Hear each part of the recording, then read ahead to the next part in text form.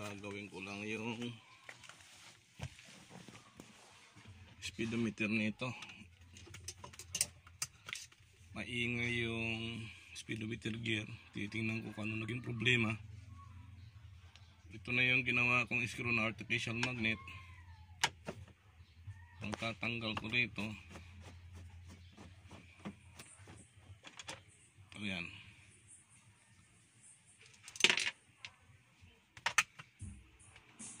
pull out ko to.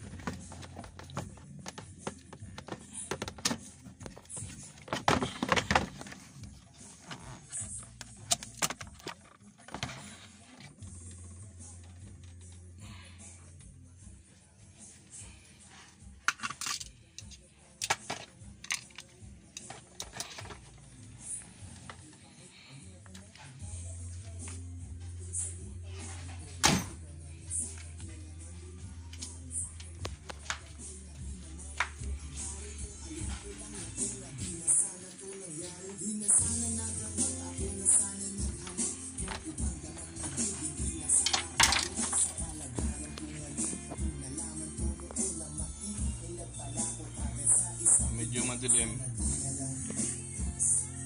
Yan, gagawin ko yan, bubuksan ko yan, ilawan ko